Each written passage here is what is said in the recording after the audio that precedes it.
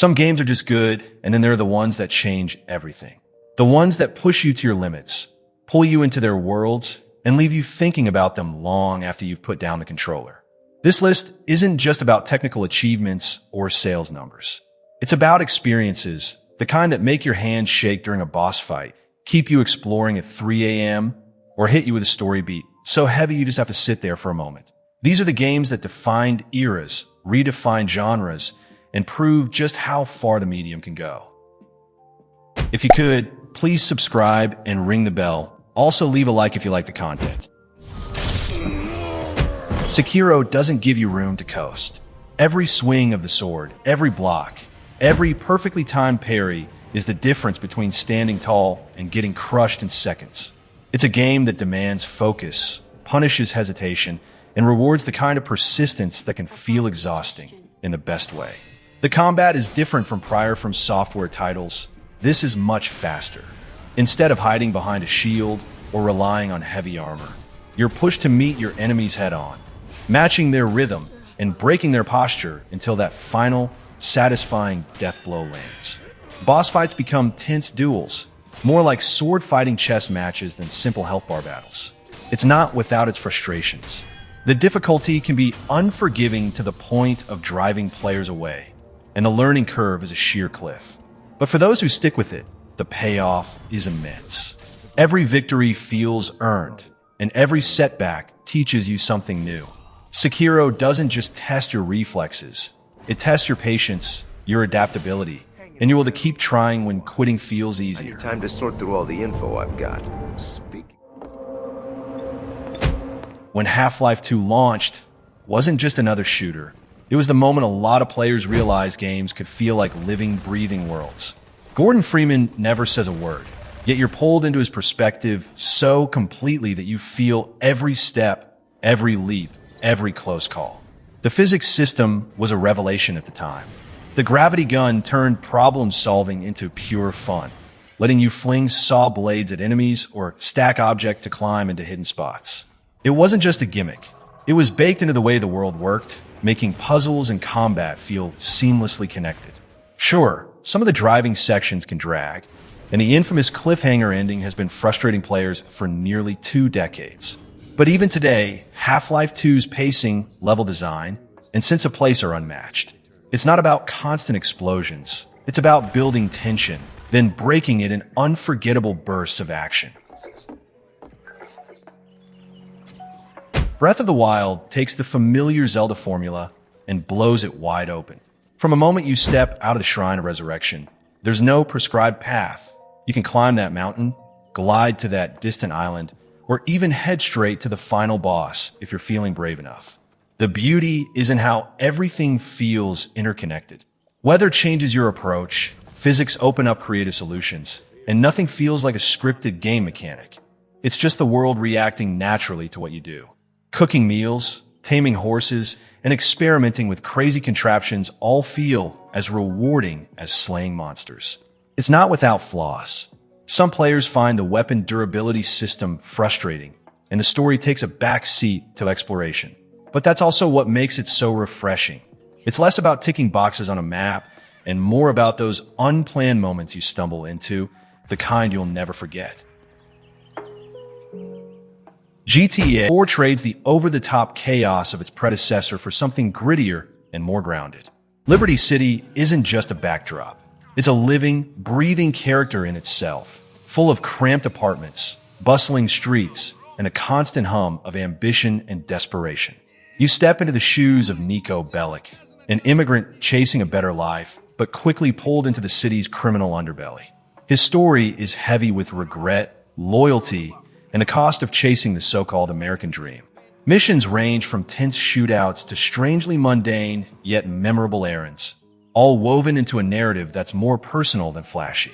It's not without its rough spots. The driving physics can feel awkward, and some players miss the wild humor of earlier games. But GTA 4's grounded tone, sharp writing, and moral weight make it one of the most distinctive entries in the series. One that's less about how big you can go and more about what you're willing to lose along the way. Portal 2 takes the tight, clever puzzle design of the first game, and stretches it into a full-length adventure without losing the charm. The portal gun is still the star. A simple tool with endless possibilities, but this time it's paired with some of the sharpest writing in gaming. From GLaDOS' dry insults to Wheatley's bumbling panic, the dialogue lands as consistently as the puzzles do. The game constantly introduces new mechanics, just long enough for you to master them before moving on. Repulsion gels, excursion funnels, light bridges. Each twist keeps you thinking without ever feeling repetitive. And when those puzzles click, it's a rush of pure satisfaction. It's not flawless.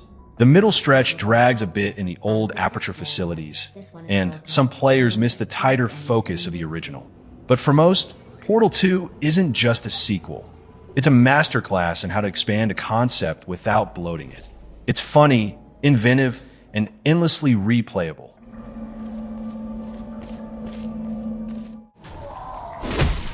Bloodborne strips away the cautious pacing of other From Software titles and throws you into a faster, more aggressive style of combat. There's no hiding behind a shield here. The game demands you dodge into danger, counterattack with precision, and keep the momentum going if you want to survive the nightmare. Its world drips with atmosphere. Yharnam feels like a city on the brink of collapse. Every alley hiding something grotesque. Every shadow hinting at horrors you can't quite see yet.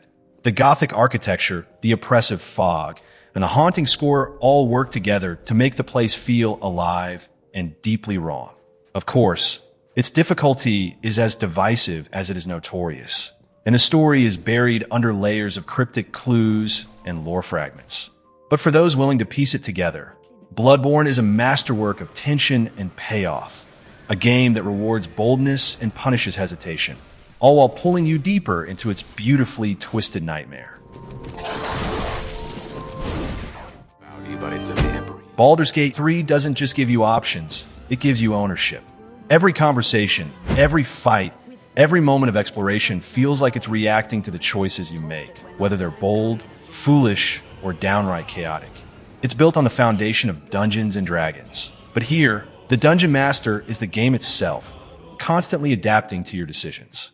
The writing is sharp, the companions are layered, and the amount of freedom can be overwhelming in the best way.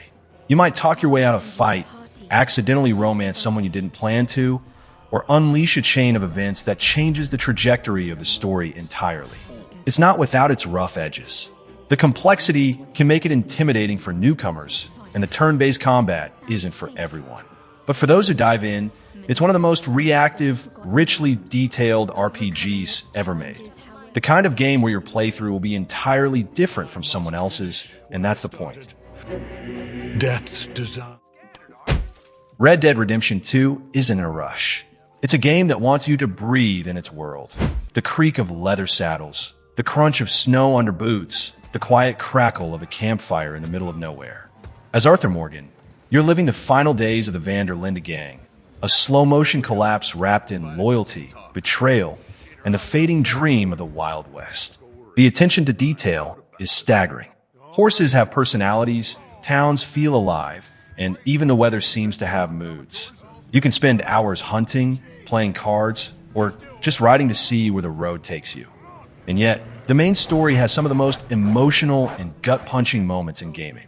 But that same commitment to realism can be divisive. Animations take their time, travel is deliberate, and not every player has the patience for the game's slower pace. Still, when it all comes together, the music swelling as the sun sets over a dusty trail, it's hard to think of another game that makes its world feel so alive. There and then. But I got away. That's why I can't let this. The Witcher 3 doesn't hand you a world of black and white choices. Instead, it throws you into the messy, complicated reality of war, politics, and personal grudges, all while you're just trying to find Ciri, who's like a daughter to you. Playing as Geralt, you're part monster slayer, part detective, part reluctant hero, and sometimes just the guy stuck in the middle of someone else's drama.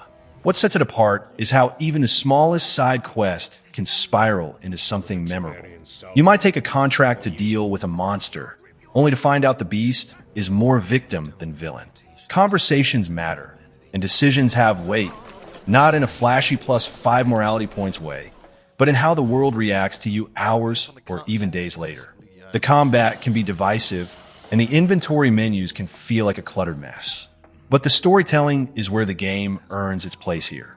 Between the sharp writing, morally tangled quests, and a world that feels ancient yet alive, The Witcher 3 makes you want to see every corner. Not because the map tells you to, but because it's worth it. Undo the curse of the... Dark Souls isn't interested in holding your hand. It drops you into a decaying, hostile world with little explanation and expects you to figure things out, often the hard way. Death isn't just a possibility here, it's the main way you learn. Every enemy placement, shortcut, and boss pattern is designed to test not just your skill, but your patience and persistence. What makes it special is the way the world connects. Areas twist and loop back into each other in ways that feel almost magical when you unlock a shortcut you didn't realize was there. The story isn't spoon-fed, it's scattered in item descriptions, cryptic dialogue, and environmental details, leaving you to piece it together. It's not for everyone. The difficulty can feel punishing, and the game's refusal to explain itself can be alienating. But that's also why its victories feel so sweet. When you finally beat a boss that's been wrecking you for hours, it's not just progress. It's proof you've grown as a player. Mass Effect 2 sharpens everything that made the first game memorable and wraps it around one of the most compelling team-based narratives in gaming. You're still Commander Shepard, but this time the stakes feel razor-sharp. You're building a crew for a suicide mission, and whether they live or die depends on the choices you make along the way. The game's pacing thrives on its loyalty missions. Each one isn't just filler. It's a chance to dig into a character's backstory, see their vulnerabilities, and earn their trust. By the time the final mission hits, these aren't just squad mates. They're people you've fought for, laughed with, and maybe even lost. Not everything clicks. The planet scanning mini-game is tedious, and some combat encounters lean heavily on repetitive cover shooting. But the characters and the way your decisions ripple through the story elevate it into something unforgettable. When the credits roll, you're left with the weight of knowing the outcome was truly yours to shape. God of War Reboot takes a series known for over-the-top violence and flips it into something far more personal without losing its edge.